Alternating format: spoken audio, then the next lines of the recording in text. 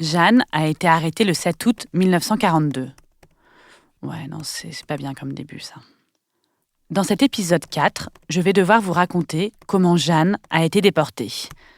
Ouais, non, ça me plaît pas non plus, ça. Ah, j'ai une idée. Quand j'étais petite, je faisais souvent des cauchemars où l'on m'arrachait le front à la petite cuillère. Ma mère m'avait donné une petite cuillère pour dormir à mettre sous mon oreiller pour me défendre. Ouais, non, ça, je pense que les gens en ont rien à faire. Nous arrivons dans ce 4e épisode à ce moment fatidique où je vais devoir vous raconter comment, le 7 août 1942, Jeanne Veil Neulman... Ouais, non, ça fonctionne pas non plus, ça. En 1939, Jeanne a alors 55 ans. Peut-être est-elle une grand-mère aimante qui aime préparer des gâteaux au chocolat. J'y arrive pas là.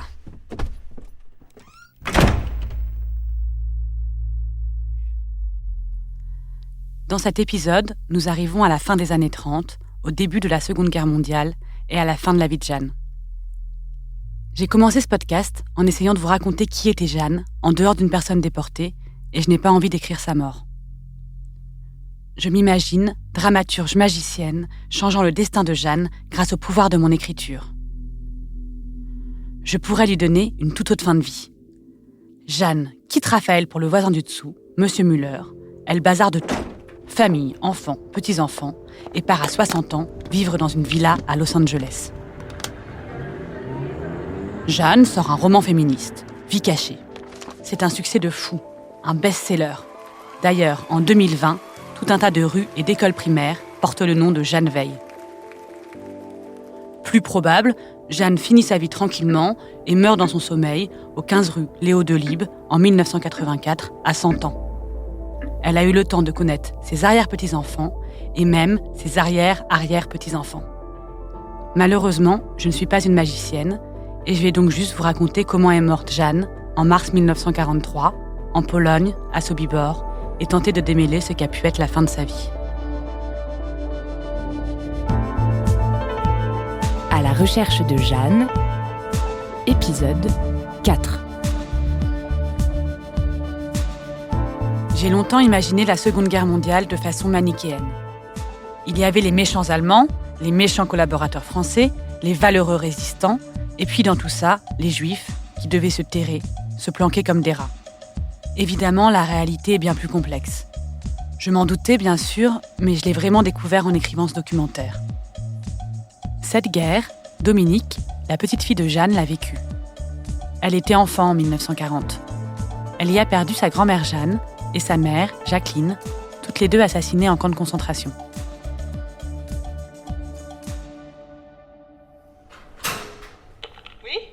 Oui, Dominique, c'est Zazie. Je t'ouvre, attends.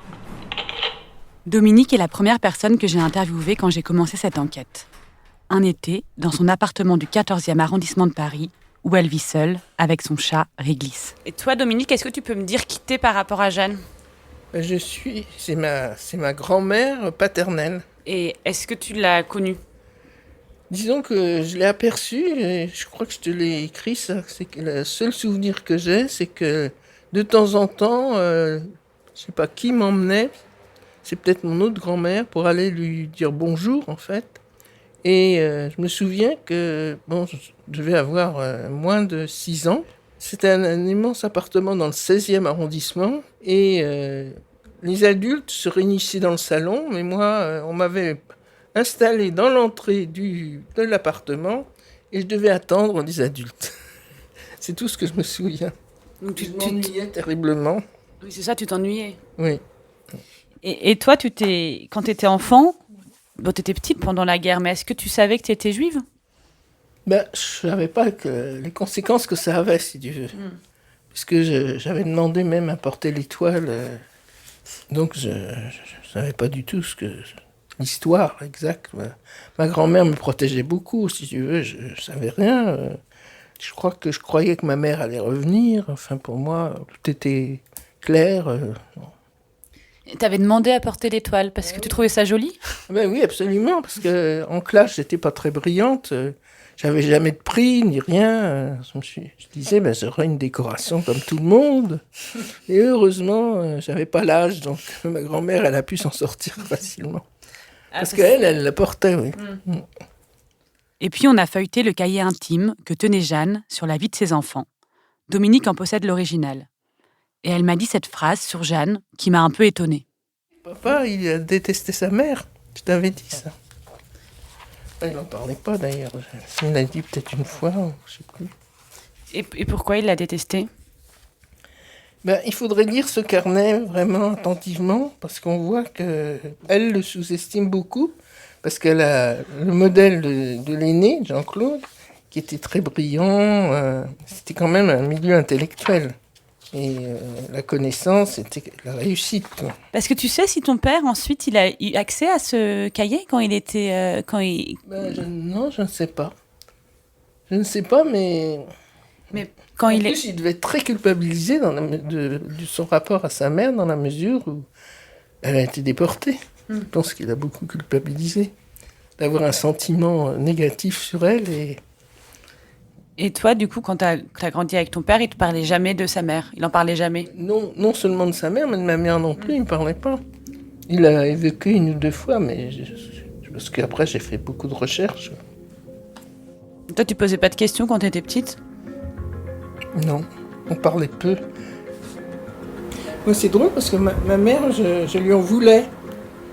Je pensais qu'elle m'avait abandonnée parce que j'étais pas une petite fille bien élevée, non pas bien élevée, c'était pas son genre, mais gentille, j'ai pas bon caractère, enfin. J'ai pensé que c'était elle qui m'avait abandonnée. Ah, Chris, ça y est, tu viens là, t'as plus peur? Viens là, caresse.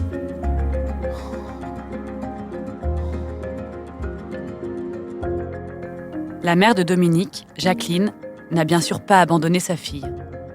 Elle a été arrêtée par la police française, les brigades spéciales, en mai 1942. Elle avait accueilli chez elle une résistante communiste recherchée par la Gestapo et la police de Vichy. Son destin est lié à celui de sa belle-mère, Jeanne. Nous y reviendrons un peu plus tard. T'aimes bien cuisiner? Ah, j'adore ça. Et déjà, quand les enfants étaient petits, j'avais l'impression d'être une bonne mère quand mon frigidaire était plein. Alors, gâteau au chocolat. Jeanne, page 44 sur 93. 6 œufs, 200 g de chocolat. Là, il y a 200 g déjà préparés. 200 g de sucre. Viens, pousse-toi.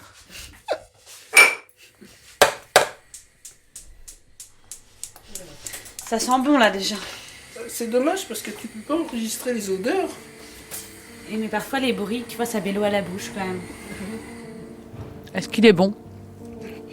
Non, j'ai bien réussi. C'est le genre de gâteau facile à faire. Jeanne avait 55 ans en 1940. Je me suis demandé à quel moment elle avait pris conscience du danger, si elle avait senti la montée de l'antisémitisme. Dans son cahier, qu'elle continue à tenir jusqu'en 1939, Jeanne ne donne pas tellement d'indications, mais elle écrit tout de même. Le 20 septembre 1939. La guerre menace encore. Le 24 septembre 1939. Raymond est mobilisé. Le 28 septembre 1939. La radio annonce une détente entre l'Allemagne et la France. Puis, le 29 septembre 1939. Entrevue de Munich et fin du cauchemar. Évidemment, à ce moment-là, Jeanne ne peut pas savoir que ce n'est que le début. J'imagine qu'elle a dû se déclarer comme juive à la préfecture, puis porter l'étoile jaune en mai 1942. C'est ce qu'ont fait la plupart des juifs. C'est aussi une chose qu'il est parfois difficile à comprendre, pour nous, avec notre regard anachronique de 2020. Pourquoi une famille comme celle de Jeanne, cultivée, qui avait les moyens, n'est pas partie tout de suite de France, a obéi aux règles? Peut-être le fait que Jeanne soit ce qu'on appelle une Israélite de France, une juive assimilée, et aussi le fait que son statut social soit élevé, l'ont fait se sentir un temps protégée.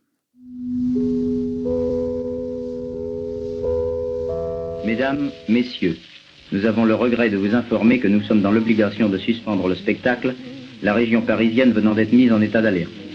Veuillez donc gagner sans hâte les abris qui vous ont été indiqués. Notre personnel vous guidera. Vous avez tout le temps nécessaire. On voudrait revenir en arrière afin de pouvoir tout recommencer. Mesdames, Messieurs, Monsieur le maréchal Pétain, président du Conseil des ministres, vous parle. Français, à l'appel de Monsieur le Président de la République, j'assume à partir d'aujourd'hui la direction du gouvernement de la France.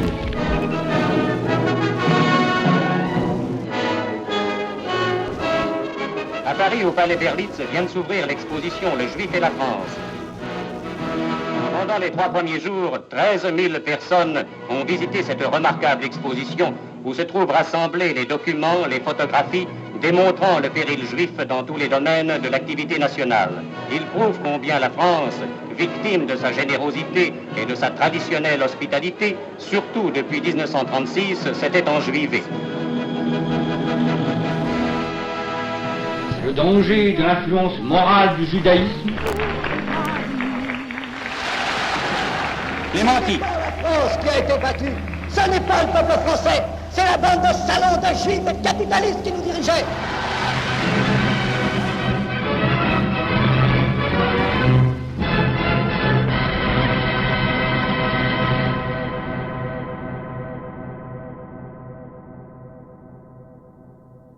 Pour un peu mieux comprendre à quel moment les Juifs, dont Jeanne, avaient commencé à se sentir en danger en France, j'ai été interrogée Alexandre Doulu, historien.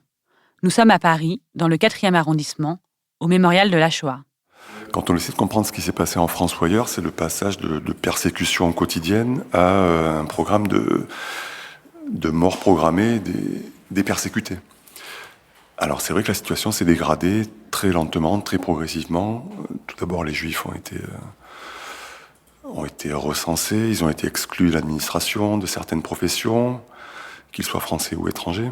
À Paris, en zone occupée, il y a eu des ordonnances promulguées par les Allemands, donc dès la première le 27 septembre 40, la dernière, la 9e, en juillet 42. Donc, les 9 ordonnances ont petit à petit, c'est vrai, rogné sur les libertés des Juifs, de se déplacer, d'aller dans les magasins, tout ça c'est assez connu. Hein, la dernière rame du métro à Paris, les heures de sortie le soir, il fallait être rentré chez soi à 18h je crois.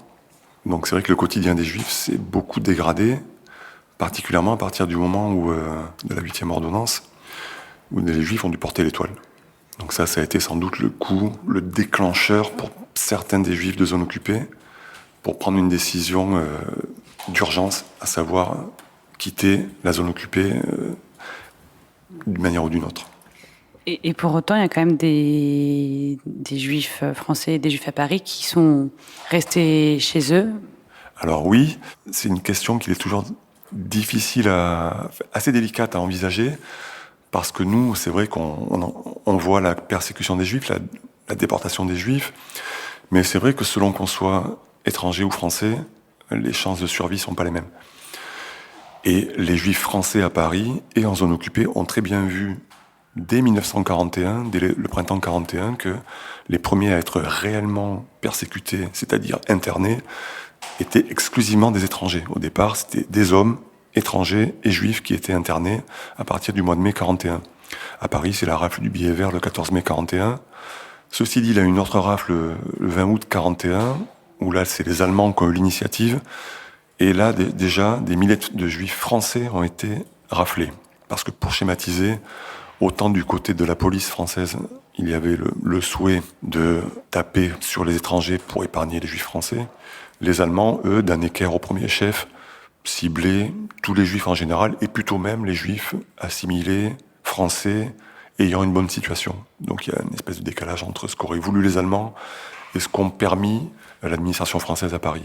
Donc pour les Juifs français, il a été possible de vivre jusqu'à la libération à Paris sans être inquiété, pour peu qu'on respecte les ordonnances allemandes, porter l'étoile, respecter les heures de sortie, et pour peu qu'on n'ait pas été dénoncé à la Gestapo pour X raisons, des fois aucune raison. Sans quoi, que se passait-il ? La Gestapo transmettait tous les lundis une liste de Juifs à arrêter par la préfecture de police au service spécial des affaires juives. Et donc ce service, toutes les semaines, passait chez les gens dont ils avaient les domiciles indiqués sur les listes, arrêter tout le monde, qu'ils soient français ou étrangers. Quand j'ai commencé cette enquête, les circonstances de la déportation de Jeanne n'étaient pas très claires pour moi. Je savais que sa déportation était liée à celle de sa belle-fille, Jacqueline, mais je n'en savais pas tellement plus. Parmi les personnes de ma famille interviewées, les versions se recoupaient parfois, mais divergeaient aussi sur certains points. Elle a préféré partir que de le laisser partir à lui. Non, c'était pas la grand-mère Dreyfus. Elle a dit qu'on est venu arrêter Jacqueline Dreyfus qui était communiste. Ils l'ont pas trouvée, ils ont pris la mère de Jacqueline. Ouais. Mais alors Jeanne a dit non, mais elle a la petite fille à garder parce qu'il y avait Dominique qui était bébé. Alors elle a dit alors on vous prend vous. Ce que j'ai cru qu'on me transmettait, c'est que elle a eu un cancer. Elle a été hospitalisée à l'hôpital Rothschild, qui était l'hôpital où il y avait un peu de tout, mais il y avait beaucoup de juifs. Donc elle a été expédiée de Rothschild à Drancy et elle a été déportée comme ça. Sa déportation était vraiment un sujet tabou, c'était le silence total. D'ailleurs, on disait, quand on disait quelque chose, on disait déportation, mais il n'était pas question des chambres à gaz. Ça aurait dû être la mère de Jacqueline, et elle avait la charge de Dominique. Et donc, Dominique m'a dit une fois que Jeanne s'était portée volontaire pour la remplacer, ou bien ça peut être les Allemands qui ont décrété que c'était quelqu'un, mais c'était plus la famille directe. Après différentes recherches, des interviews, et en consultant les archives de la préfecture de police de Paris et son dossier au mémorial des anciens combattants de Caen, la version la plus probable, selon moi, est que la belle-fille de Jeanne, Jacqueline, la mère de Dominique, ait été arrêtée comme communiste par la police française en mai 1942. Elle est jugée non coupable, puis livrée aux Allemands comme juive. Les Allemands décident alors d'arrêter aussi un autre membre de la famille en représailles. Ils vont d'abord sonner chez la grand-mère maternelle de Dominique, qui argue qu'elle ne peut pas partir de chez elle, comme elle garde la petite. De là, la Felden gendarmerie, la police militaire allemande, va sonner chez Jeanne et Raphaël. Jeanne se désigne pour partir. Elle pense que cela est moins dangereux pour elle que pour Raphaël. Elle imagine alors qu'elle sera libérée plus facilement parce qu'elle est une femme. J'imagine que les conditions de cette déportation ont créé une certaine culpabilité familiale. Celle de ne pas avoir protégé Jeanne. Peut-être même d'avoir eu la sensation de la désigner. Évidemment, Jeanne a été arrêtée comme juive. Mais comme me l'a rappelé Alexandre Doulu, pendant la guerre, les juifs n'étaient pas que juifs. Ils pouvaient être étrangers, communistes, sans argent ou notables. Tout cela a joué aussi sur leur sort. Ça et la chance ou la malchance d'être au bon ou au mauvais endroit, au bon ou au mauvais moment.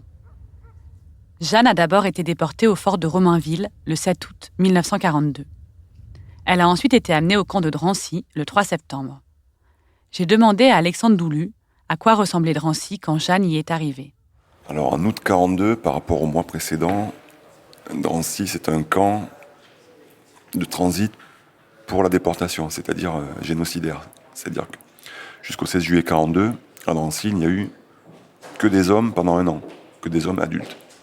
À partir du 16 juillet, des femmes arrivent avec des adolescents, et à partir du mois d'août 1942 et le transfert des enfants de Pithiviers, Bonne-la-Rolande, Drancy, c'est un camp de passage vers Auschwitz. Donc à l'époque, c'est devenu... c'est un camp de transit de la Shoah, quoi. Donc c'est autre chose que ce qu'il n'était avant, un camp d'internement pour des adultes de sexe masculin. Il devait s'ennuyer, quoi. Il n'y avait rien à faire de ces journées. Exactement, c'est ce que racontent tous les internés qui ont connu ces camps, c'est l'ennui, le passe-temps principal, il n'y a rien à faire. Ceux qui s'ennuient le moins, c'est ceux qui ont eu la chance d'avoir un emploi dans le camp, que ce soit au bureau des effectifs ou à la cantine, à l'infirmerie, ceux-là s'ennuient moins que les autres, mais effectivement, il n'y a rien à faire. Comme Jeanne est d'une famille relativement aisée, sa famille peut lui envoyer des colis, c'est ça qui est terrible dans l'internement, c'est il y a une inégalité de traitement selon que sa famille vient d'un milieu favorisé ou pas. Pour survivre à Drancy, c'est une des conditions aussi de la survie, les colis extérieurs. Et dans les autres camps, c'est pareil. Il y a possibilité de recevoir et d'envoyer du courrier, qui est censuré évidemment, mais c'est une réalité. Durant toute cette période passée à Drancy, Jeanne reçoit des lettres et des colis. S'il n'y a plus aucune trace des lettres qu'elle recevait, qui ont dû disparaître avec elle, la famille a conservé les cartes que Jeanne envoyait à ses enfants ou à son cher Raphaël. Elle leur pose énormément de questions, sans jamais trop se soucier de son sort à elle. Comme dans cette lettre, envoyée à son fils le 22 janvier 1943. As-tu toujours les mêmes camarades ? Portes-tu encore tes bottines à crampons ? Et celles-ci sont-elles encore utilisables pour la montagne ? Que fais-tu le dimanche ? Dans quel état est ton vestiaire et qui s'occupe de ton raccommodage depuis que tu ne peux plus me l'envoyer ? Es-tu toujours le même ? N'as-tu pas trop maigri ? Quel est ton poids ? Et celui de Jean ? Guy et les jumeaux sont-ils de retour ? As-tu vu Jacques D depuis qu'il est marié ? Où sont ses parents ? Voilà beaucoup de questions, mon chéri. Je t'embrasse bien tendrement comme je t'aime. Maman. D'après des documents que j'ai retrouvés, son fils, Étienne, essaye de faire libérer Jeanne de Drancy durant cette période. Il sollicite notamment Marc Agneau, secrétaire général des éclaireurs israélites de France, les scouts juifs, qui fut un grand résistant pendant la guerre. Étienne fait valoir que Raymond, le fils de Jeanne, est prisonnier de guerre et que Raphaël, son mari, a servi la France pendant la guerre 14-18. Il récupère aussi des déclarations de médecins qui expliquent que Jeanne a été opérée d'un cancer du sein en janvier 1941 et qu'elle a besoin d'un suivi médical. C'est peut-être d'ailleurs pour cette raison que Jeanne est transférée un temps à l'hôpital Rothschild. Rothschild était alors un hôpital du 12e arrondissement de Paris où les Juifs malades pouvaient être soignés avant d'être renvoyés à Drancy, puis en camp de concentration. Tout cela paraît assez inconcevable aujourd'hui. Pourquoi soigner un malade que l'on va envoyer en camp d'extermination ? Pour me parler de Rothschild, j'ai retrouvé Colette, la mère d'André que vous avez entendue dans l'épisode 2, la nièce par alliance de Jeanne. Colette avait 20 ans pendant la guerre. Elle était juive, interne en médecine à Rothschild et résistante. Je me suis dit que peut-être elle avait croisé Jeanne en 1942. Bon, attends, je vais vous offrir un chocolat. Il y en a là-dedans. Ah. On peut commencer, hein. Allez-y, servez-vous. Je prends une petite orangette comme ça. Je ne sais pas s'ils sont bons. On me les a offerts et comme je suis assez gourmande, je les mange. Vous savez que je suis très âgée. Là, on m'a dit oui. J'ai 99 ans, voilà. Quand est-ce que vous allez avoir vos 100 ans ? En avril, si je les ai. Vous allez faire une grosse fête ? La famille va sûrement faire quelque chose. Ils sont très excités. Et vous ?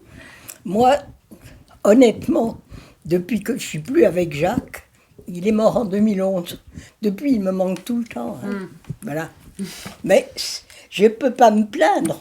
On a eu la chance extraordinaire de vivre 63 ans ensemble. C'est déjà tellement exceptionnel. Bon, c'est normal qu'après tout, on se survive, mais voilà. Jeanne était la sœur du père de mon mari. Ah oui. Elle était la tante de Jacques, donc par conséquent, elle était ma tante par alliance, si vous voulez. À quel moment était-elle à Rothschild ? Alors, à Rothschild, il me semble que c'était entre un truc comme novembre 42 et elle est revenue en mars 43 à Drancy, puis après elle a été déportée. Donc elle y était 4-5 mois quand même. Alors, elle était sans doute dans un autre service et je ne l'ai pas connue parce que moi, j'étais également à Rothschild jusqu'au février 43, vraisemblablement. Rothschild, si vous vous rappelez, le premier jour quand vous arrivez dans cet hôpital, à quoi ça ressemble comme hôpital ? Il y a quelque chose qui vous frappe. Pourquoi est-ce qu'il y a des flics à l'entrée ? Normalement, dans un hôpital, il n'y en a pas. Ben, c'est ça qui frappe. Tout le reste, c'est comme un hôpital normal, tout le monde est en blouse. Ça. Parce que l'étoile juive qu'on est obligé d'afficher sur la blouse, c'est pas encore quand j'arrive. Parce que nous, on arrive, je pense que, j'ai pas les dates exactes, mais je pense qu'on arrive vers février 42, et l'étoile, c'est de mai 42. Voilà. Et alors, c'est un hôpital tout à fait normal, sauf que à l'entrée, il y a un standard à droite, comme dans tous les hôpitaux. On y va, on dit, vous voulez être ça. Et à gauche, il y a des flics. Voilà. Et vous faites quoi dans cet hôpital ? Moi, je suis interne en médecine, c'est un grand hôpital, hein. C'était assez joli. Il y avait des bungalows en briques roses qui étaient dispersés dans un joli jardin. Simplement, les gens qui sont dedans, il y a des gens qui sont des prisonniers et d'autres qui ne le sont pas. Mais c'est encore une minorité. Et puis au fur et à mesure que les choses évoluent, il y a de plus en plus de prisonniers, de moins en moins de gens libres. Et puis au bout d'un certain temps, il y a certains Allemands qui exigent qu'on mette des barbelés autour de certains pavillons parce que ça se dégrade progressivement. Au début, on les garde le plus longtemps possible parce qu'on ne sait pas ce qu'ils vont aller faire.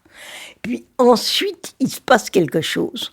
On apprend qu'on les déporte dans des camions à bestiaux. Il y a une gare à Bobigny, mais ce n'est pas la gare où les voyageurs accèdent normalement. C'est une gare à part et les gens n'ont pas le droit d'aller voir parce qu'ils ne veulent pas qu'on voit.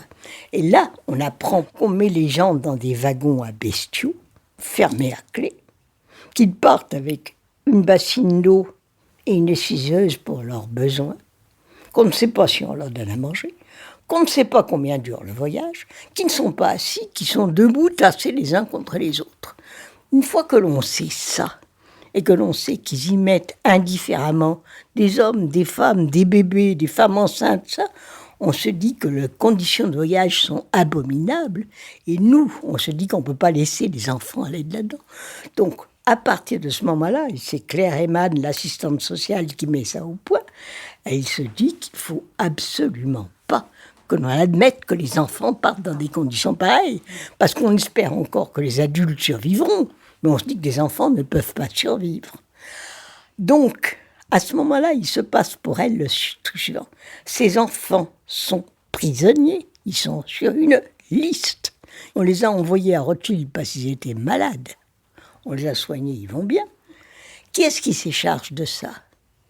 Mademoiselle Eman, la surveillante de mon service, qui s'en va à Drancy et qui discute avec les gens. Comme ça. Et c'est elle qui obtient leur accord en leur disant ce qu'on ne leur dit pas d'habitude. Les voyages se font dans des conditions épouvantables. Voilà ce qu'on va faire à vos enfants. Est-ce que vous acceptiez que nous les fassions sortir ? Et ensuite seulement, et c'est là que moi j'interviens très peu, moi je suis peu de choses là-dedans, moi j'interviens pour les sortir la nuit de l'hôpital et les conduire à l'endroit où on m'a dit de les conduire. Et pendant longtemps, votre fils me disait que vous l'avez raconté à personne, cette histoire. Je l'ai raconté maintenant beaucoup. J'ai commencé vraiment à en parler, voyons, en 1980. Avant, j'ai pas parlé. C'est pour ça que vous avez pas parlé de Rothschild pendant toutes ces années, c'est que c'était trop douloureux de se rappeler de ces scènes ? Pas parce qu'on a honte. Ah, je vais vous dire quelque chose. Ça paraît bête de dire qu'on a honte, mais on a honte quand même. Parce que on se dit, on aurait dû faire quelque chose. Qu'est-ce qu'on pouvait faire ? Agresser les agents ? Se faire descendre ? Ça servait à quoi ? On n'a rien fait. Mais en même temps, on a honte de n'avoir rien fait.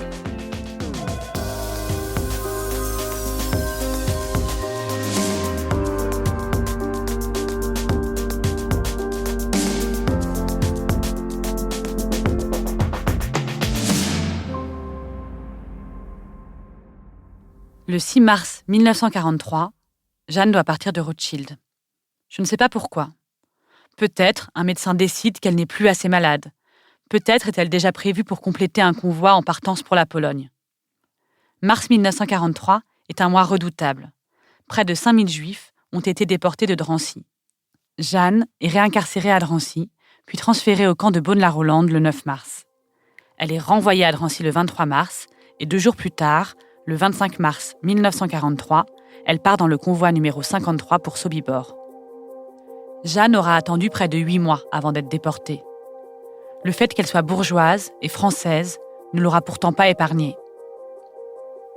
Dans ce moment de l'histoire, Jeanne n'était plus une grand-mère, une femme, une dame qui faisait du piano, qui aimait cuisiner et qui collectionnait des timbres pour son petit-fils Guillaume. Jeanne n'était plus une Française ou une bourgeoise. Jeanne n'était plus qu'une juive parmi les juifs. Ces individus, pourtant bien distincts, que l'on avait désignés comme un seul et même peuple à exterminer. J'ai demandé à Alexandre Doulu comment se passait cette déportation.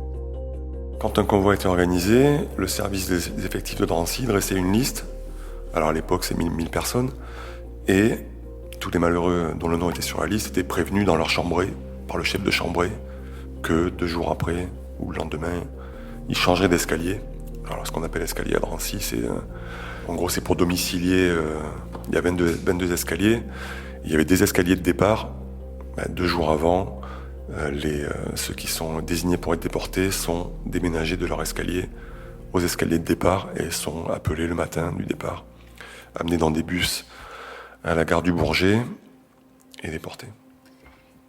Pourquoi donc c'est un convoi qui est parti à Sobibor, en Pologne.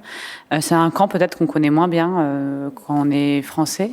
Pourquoi elle a été déportée dans ce camp ? Alors la réponse est pas véritablement connue en fait. Serge Klarsfeld le premier s'est interrogé là-dessus. On ne sait pas trop pourquoi, parce que d'autres convois, on pouvait croire qu'il y avait des problèmes à l'arrivée à Auschwitz à cette époque, une épidémie ou autre chose. Or non, il y a des convois qui arrivent à la même époque d'autres pays à Auschwitz. Donc franchement, je crois que personne ne sait vraiment pourquoi la destination a été Sobibor et pas Auschwitz. Il y a eu 4 convois comme ça, les convois 50, 51, 52, 53. Au Sobibor, c'est plutôt un camp qui a été la destination des convois de Hollande, par exemple. Ce qui fait qu'il y a beaucoup moins de rescapés en Hollande qu'en France, puisque Sobibor était un camp d'extermination.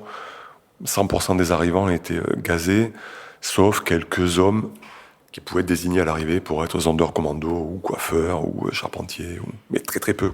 Sobibor a été créé pour assassiner les Juifs de Pologne.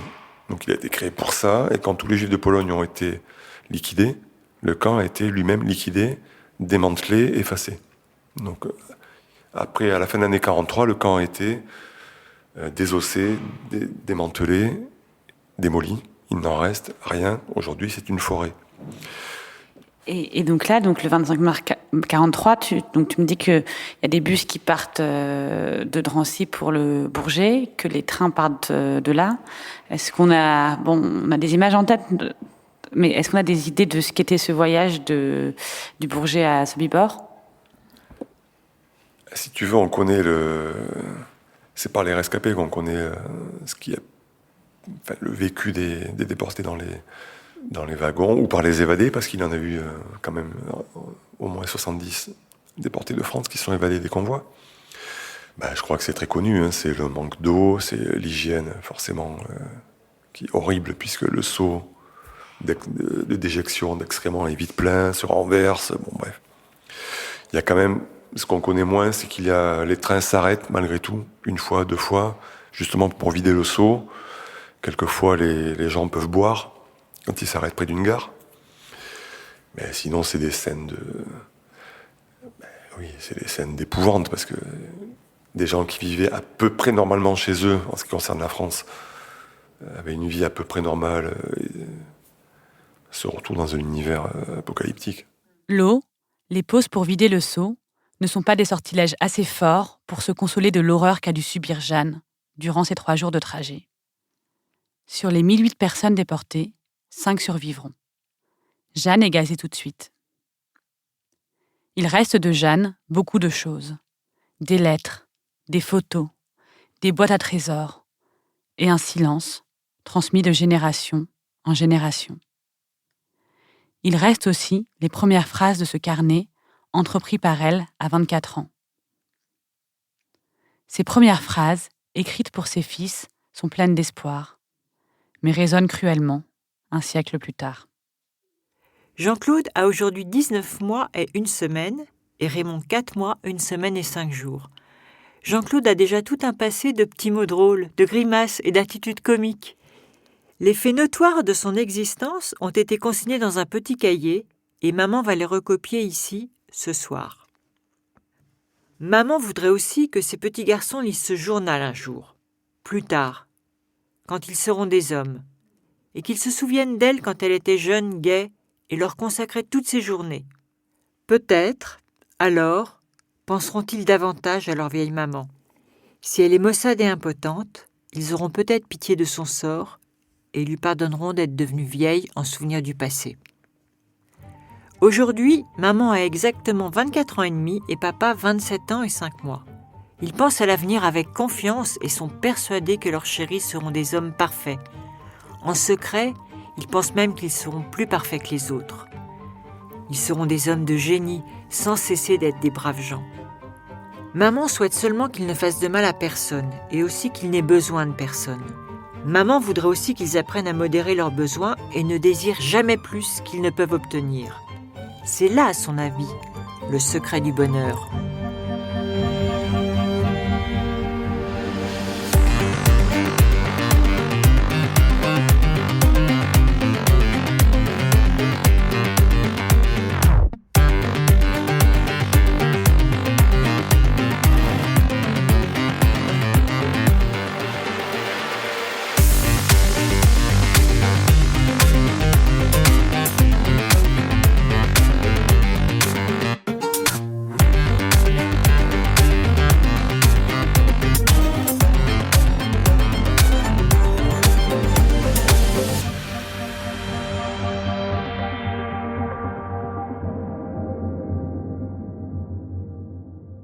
À la recherche de Jeanne, à suivre.